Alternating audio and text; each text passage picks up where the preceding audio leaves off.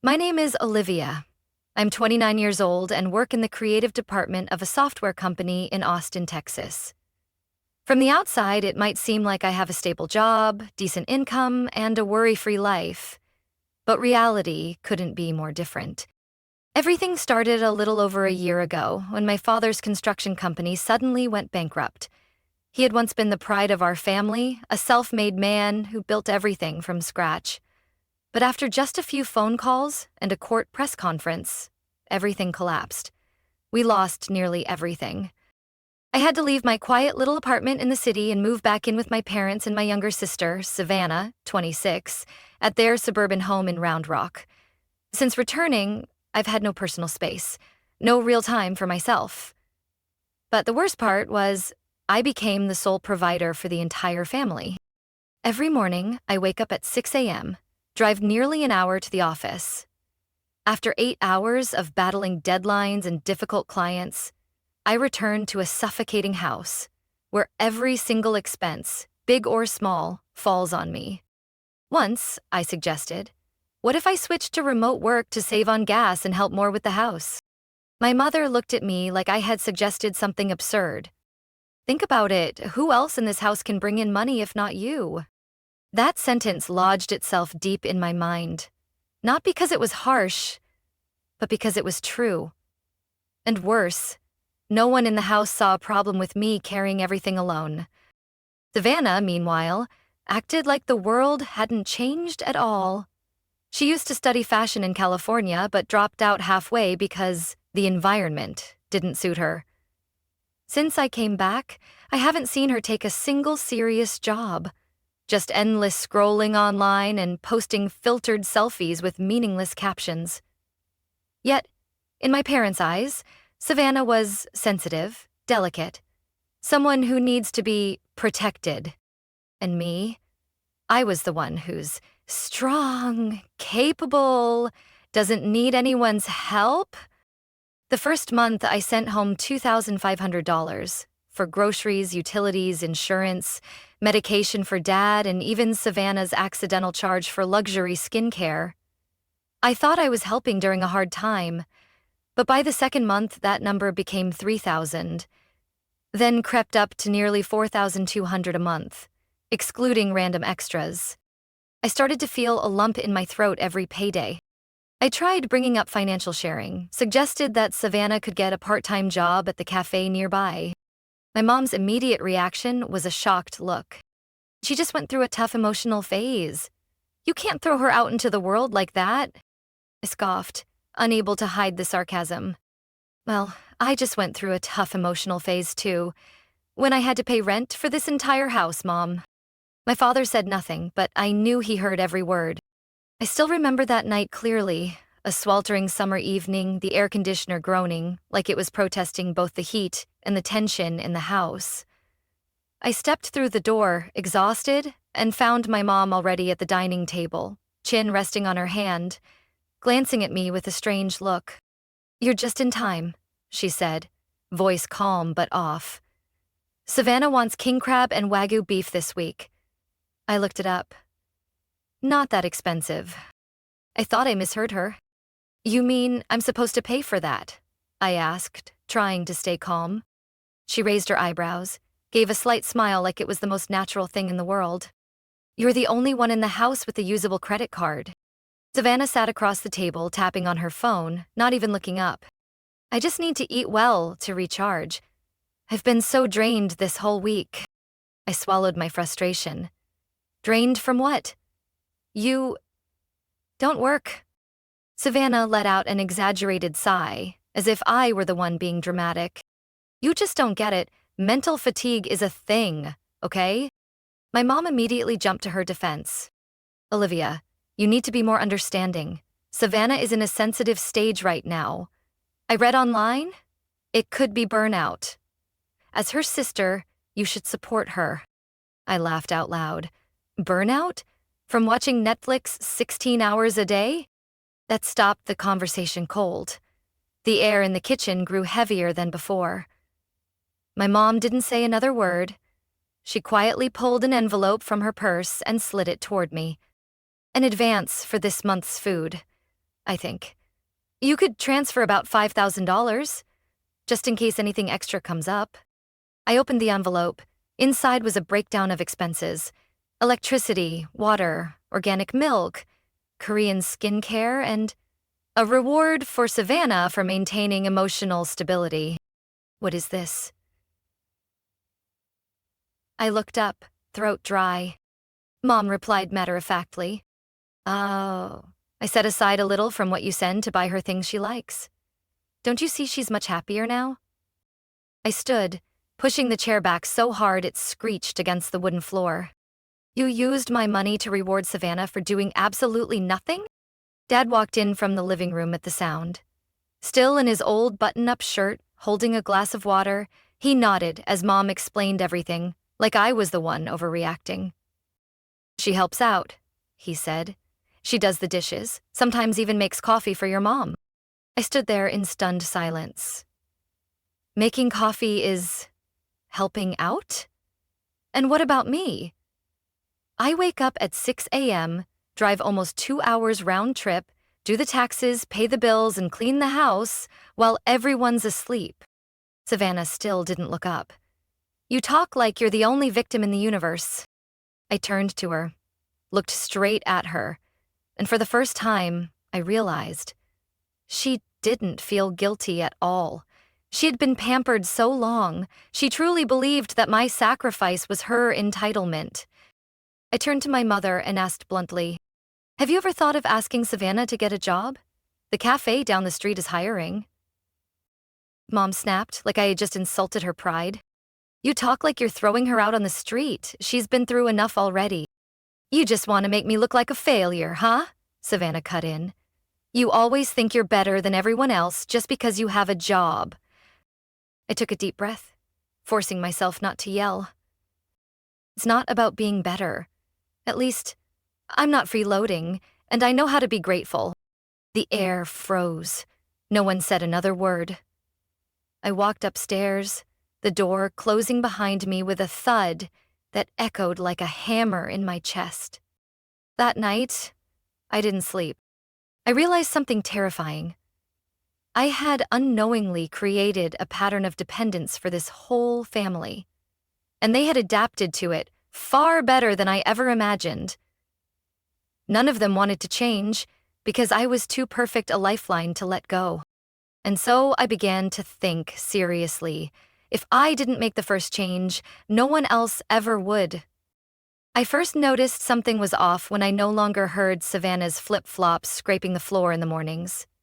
The kitchen, usually filled with the sound of TikTok from her phone, was now oddly silent. At first, I thought she was just in her room.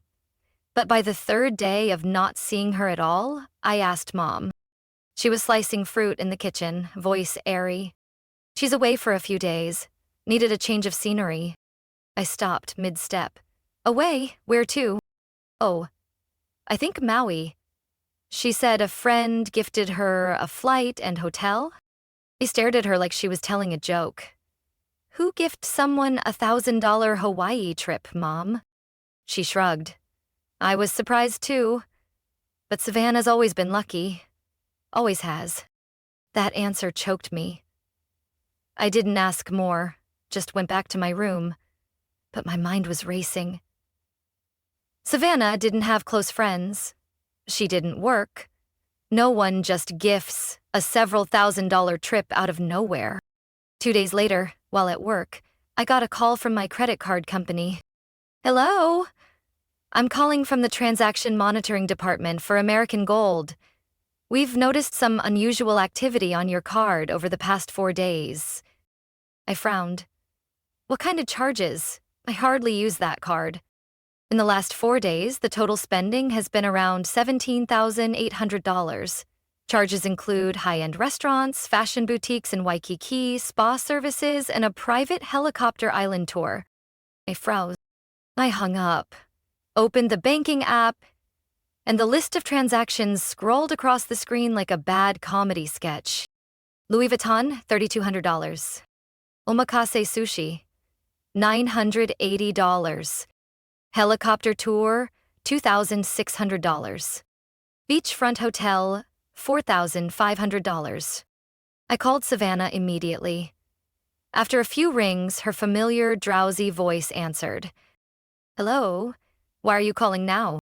Where are you? Hawaii, what's up? You're using my credit card, aren't you? Silence for a beat. Then she chuckled. Oh, the gold one? You left it in your desk drawer. Isn't that what it's for? Emergencies? I clenched the phone. You took it without asking. You've spent nearly 20 grand. What were you thinking? You're overreacting. I didn't use it for anything bad. Just a vacation, a little relaxation. We're family, right? Don't be stingy. I couldn't believe what I was hearing. You misunderstood. Being family doesn't give you the right to steal someone's money, she casually replied. I was going to buy something for Mom and Dad. Think of it as me being thoughtful for all of us. I was speechless. Before I could say more, she hung up. That night, I sat in my room staring at the phone screen, reading each transaction she'd charged under my name. I felt like I'd been stabbed in the back by someone who used to call me my favorite sister on every birthday. I contacted the bank immediately, had the card locked, and requested an investigation for unauthorized use. The next morning, Savannah messaged me on iMessage. Cards blocked? I was trying to book a zip line and it got declined. What did you do? I didn't respond. She followed up. Come on, I'll pay you back. Chill, it's not like you've never splurged either. Still, I said nothing. That afternoon, I got home and found Mom standing at the front door, eyes puffy, face tight with worry. Olivia, did you block the card? Savannah said you went too far. She's stranded in Hawaii without money to eat. I dropped my bag and answered flatly. She used my card without consent. That's illegal. Mom's voice shook. Couldn't you have cut her some slack? She's your sister. I looked at her, tone calm but sharp.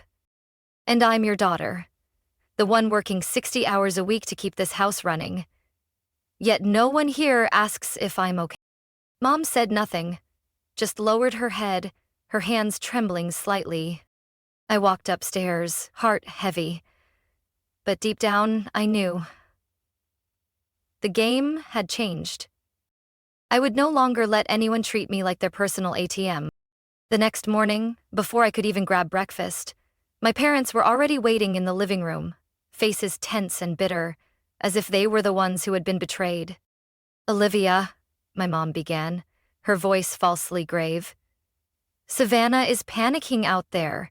She has no money, her phone battery is dying, and the hotel is demanding additional payment. Why did you block the card without warning? I crossed my arms, leaned against the doorframe, and kept my voice steady. I didn't need to give notice for something that was clearly wrong. My dad growled, She's your sister. This is when she needs help, not to be abandoned in a crisis. I looked him straight in the eye. I didn't abandon anyone. She used my credit card without permission, spent nearly $20,000 and didn't ask once. I simply put a stop to it. My mom shook her head and sank into the couch. What you did is like cutting off her lifeline. Everything in Hawaii is expensive. You didn't consider the consequences? I couldn't hold back anymore. Oh, I considered the consequences, Mom. I thought about how I sweated for 3 months just to pay off the debts that you and Savannah created together. I thought about the nights I ate instant noodles to save money to send home, while Savannah scrolled her phone looking for Michelin-starred restaurants to check into. The room went silent. Then my mom spoke again, this time softer, a mix of complaint and guilt. If only you were a little more gentle. If you thought about other people's feelings. I cut her off. Other people's feelings? What about mine? Have either of you ever asked if I'm okay? If I can handle all this? No one answered. I sighed, pulled out my phone, scrolled to Savannah's voice message from the night before, and played it on speaker.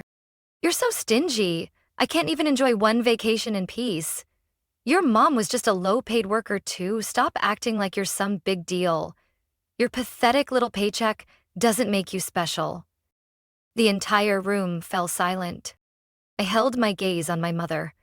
In her eyes, I saw confusion, then shock, and finally something bitter and raw. Dad turned away, gripping his coffee mug so tightly his knuckles went white. "Unbelievable, she really said that?" I went on. "That's the real voice of the girl you've been defending for years, the one you always said was sensitive, who deserved understanding. The one you called me cold for not coddling." Mom bowed her head, silent for a long time. Then, hoarsely, she said, "She lied to us. She said she only used the card to buy things for the family. She said she was getting souvenirs." I laughed, cold and sharp. "Want to hear some transactions? Jewelry store, $1,800. Full body spa, 2 days ago, over $700. VIP helicopter tour around the island, $2,600. So which one was for you, Mom? The pearl necklace or the massage voucher?" My dad stood up abruptly and marched into the bedroom. I heard the sound of rummaging, drawers opening, papers flipping. A few minutes later, he came back with a stack of papers in hand. My card. There were 2 cash withdrawals. "Who did this?" I stood still, said nothing. Mom rushed to check her purse. Moments later, her voice shook. "My supplementary card. Over $300 is gone." The truth was now plain as day. Savannah hadn't just used my card. She had quietly taken the details of all 3 of us and spent like she was living some luxurious fantasy. The air in the house turned suffocating. I could feel the collapse settling into every breath. Mom gripped my hand, her voice barely a whisper. "Olivia, I didn't know." "I'm so sorry." I didn't reply. I pulled out my phone, headed slowly upstairs, and said as I walked, "Don't apologize. It won't change anything. There's only one thing left to do now. Let Savannah deal with the consequences herself." I didn't sleep that night. The numbers from the credit card statement danced in my mind like a fever. But strangely, within the chaos, everything felt clearer than ever. This family didn't need another lecture. They needed a wake-up call. And this time, I was going to teach them a lesson they'd never forget. The next morning, I made coffee, prepared breakfast, and sat at the table, waiting, like nothing had happened. "I've thought it over," I said as Mom placed a plate of eggs in front of me. I realize maybe I was a bit too rigid. After all, Savannah is my sister. Mom's head shot up, eyes wide with hope. "Really? I knew you wouldn't abandon her." I smiled. I found an old supplementary credit card, one Savannah opened back when she worked at the makeup store. It's still active and unused. I could load some money onto it, just this once. Dad nodded, his tone softened. "That's good. Keeping the peace is what matters most." "And," I continued, "I also booked flights for us to visit Savannah. If she's truly in crisis, we should be there to support her." Mom looked like she was about to cry.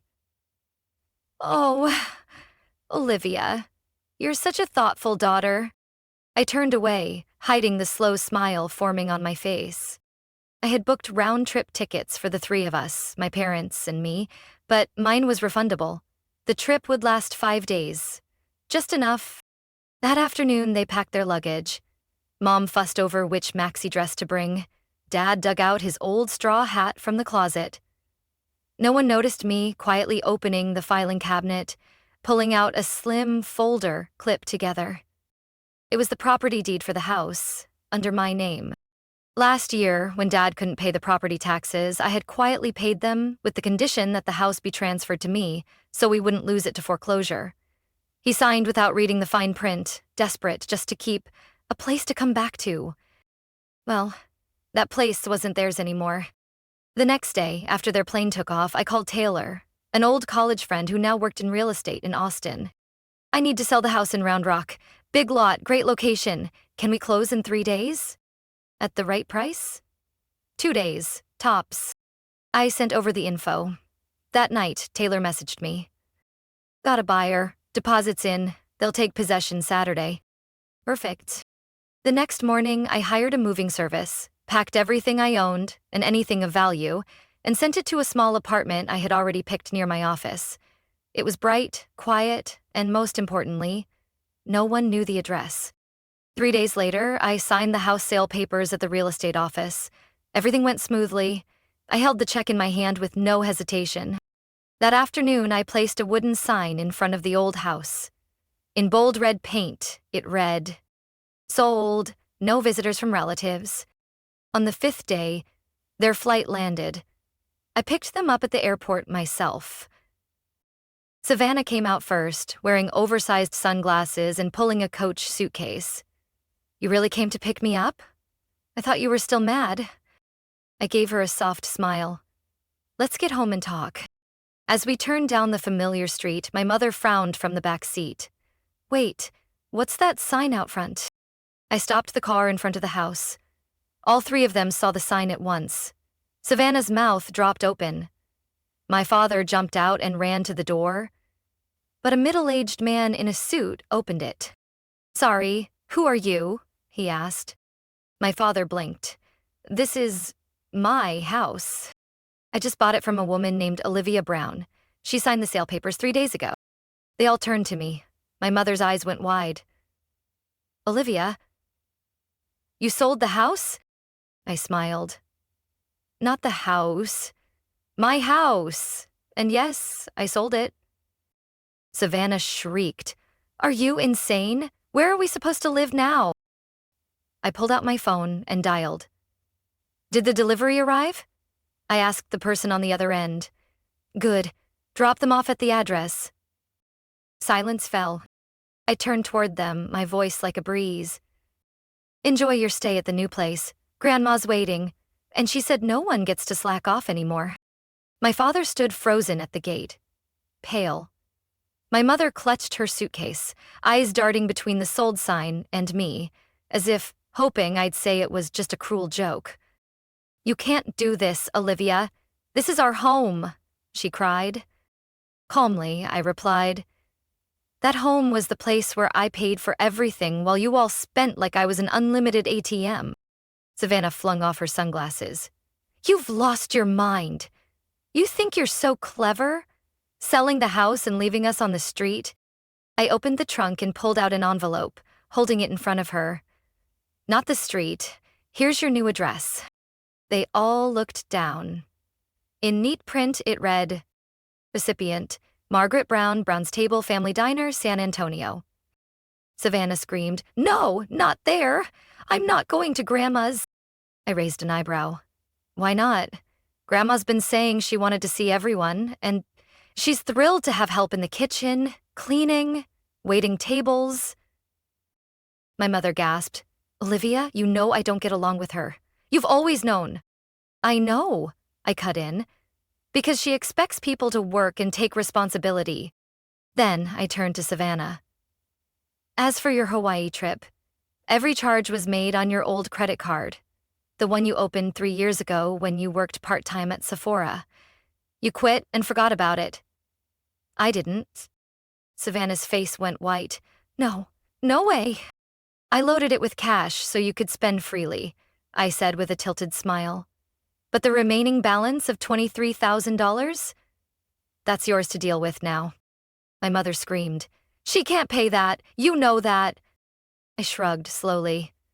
"Then it's best you all start working hard at Grandma's diner." My father stared at me, eyes red, voice hoarse. "You really want to drag your family to rock bottom?" I didn't scream. I wasn't angry. I just said, in the most hollow voice I've ever used, "No one dragged anyone. This is the result of your own choices." The rental truck pulled up beside us. The driver stepped out. "You, Olivia, I'm taking them to San Antonio, right?" I nodded. "Yes, please be careful with the suitcase marked in red. That one has the kitchen tools." Savannah wailed, "You can't make me live with Grandma. She wakes up at 5 a.m. and makes you knead dough by hand." I looked at her, colder than I'd ever been. "I've been waking up at 5 a.m. for 2 years to cook breakfast, pay off debt, and cover insurance for this family. You can handle a few weeks." My parents said nothing. They climbed into the truck with their luggage and blank stares. I stood by with my phone in hand. As the truck pulled away, I called Grandma. They're on their way. Grandma Margaret's voice came through, firm and sharp. Good. Dough's already prepped. Your mother's doing the register. Savannah's on dish duty. Your father? I think he'll peel potatoes. I couldn't help but let out a quiet laugh. Are you really planning to treat them like regular staff? No, I'm planning to treat them more strictly than regular staff. It's time they learn what it means to live without depending on others. Thank you, Grandma, I said, my voice trembling with real emotion. You don't need to thank me. You just need to rest. And remember, if you ever feel weak, don't forget. You're not alone anymore. I hung up and looked at the Texas sky, glowing gently in the early summer sun. What I felt inside wasn't a burden anymore, but something light, almost weightless. 2 weeks after my family moved to San Antonio, Grandma called me on a Saturday evening. Her voice was clear, carrying exhaustion, but also something triumphant. Olivia, she said, you don't need to send more canned food or vitamins. Everyone here is getting enough exercise to stay healthy now. I smiled. How's Savannah doing? She complained about back pain on day 3. I told her it was from holding a phone more than a broom.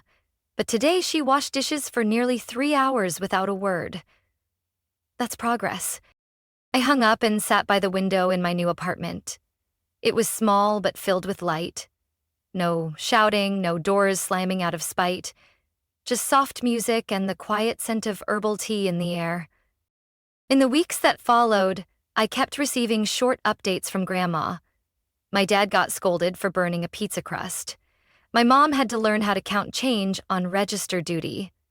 Savannah got yelled at by a customer for spilling water on the menu.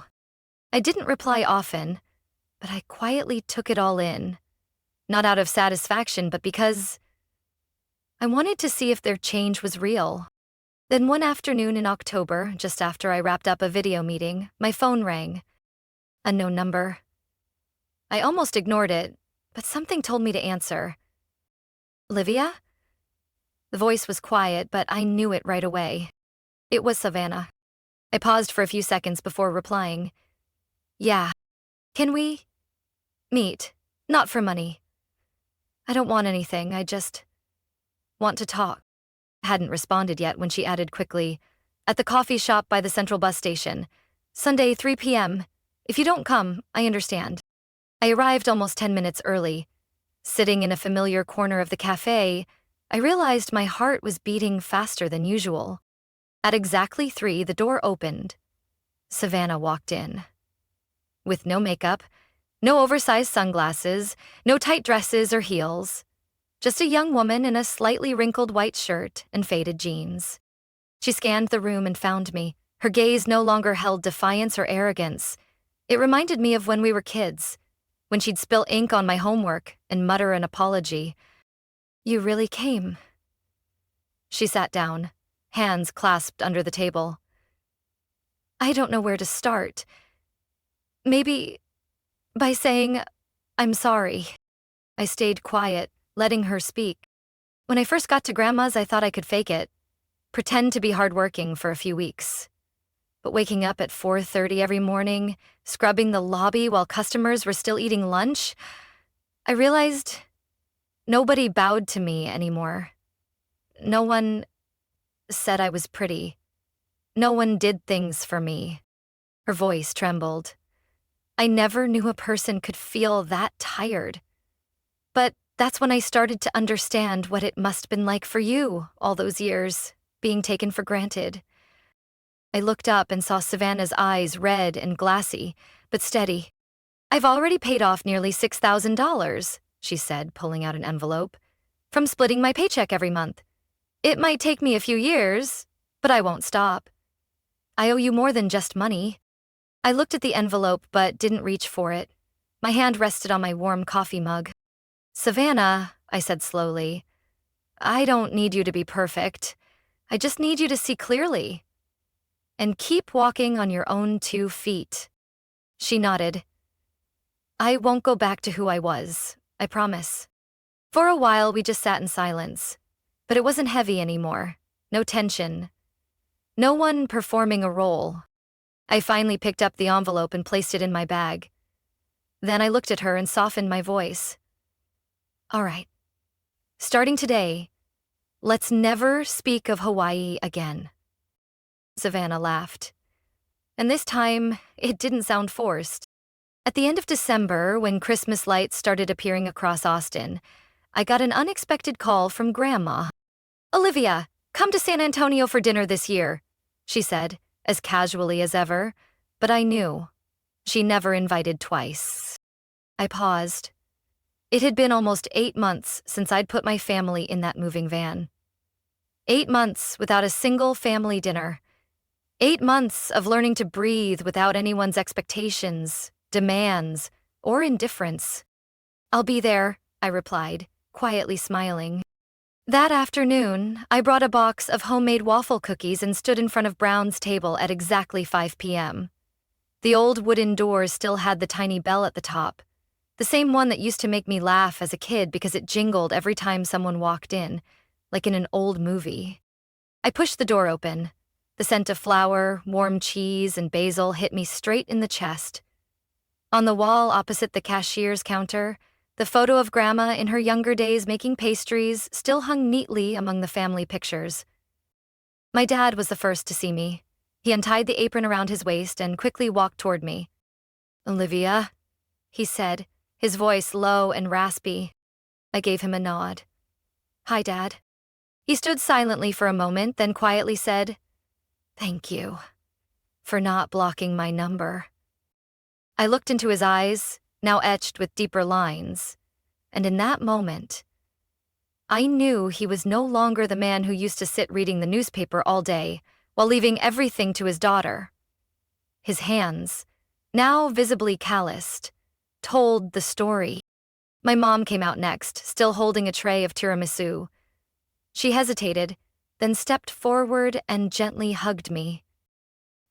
"I'm sorry," she whispered, her voice catching. I didn't hug her back right away, but I didn't pull away either. And maybe, for her, that was enough. Dinner that night was simple: wood-fired pizza, butternut squash soup, and a slice of Grandma's apple tart. We all sat around the long oak table in the back of the restaurant, the one Grandma used to use for birthday parties when we were kids. Savannah sat across from me. No dresses, no makeup. Just the little sister who used to bring her pillow to my room during thunderstorms. "I used to really hate you," she said with a soft smile, continuing to spoon her soup. "But now, I'm grateful. If you hadn't done what you did, we'd still be living in a fantasy." I looked around the table. Dad's humble expression, Mom's hands thinner than I remembered, Grandma's deep crow's feet that still framed a bright gaze. I didn't cry, but something stuck in my throat. Not anger, not hurt anymore, just lightness. After dinner, Grandma pulled me into the back garden, where the herb pots were still lush under the soft yellow lights. "You did so well," she said, placing a gentle hand on my shoulder. "You learned how to protect yourself. That's what I always hoped you'd learn." "But Olivia," she continued, her voice slower, firmer, "strength is important, but the kindness you carry in your heart is your most precious gift." I didn't say anything. I just stood there, letting the cool breeze brush my cheek, letting myself soften. A few weeks later, I found a small envelope in my mailbox. Inside was a handwritten card, the familiar handwriting unmistakable. "Dear Olivia, I made another $2,000 payment this time, about $15,000 left to go. I'm not giving up. But if one day you feel like having hot chocolate with me like we used to when we were little, just call. Your sister, Savannah." I held the card for a long time, not because of the numbers, but because of that final sentence. And I knew then that family isn't the place where you'll never get hurt. Family is where you're strong enough to forgive when they're brave enough to change and come back. Olivia's story proves that compassion doesn't mean submission, And love shouldn't become a burden. In real life, too many people get used to sacrificing without remembering they also deserve respect.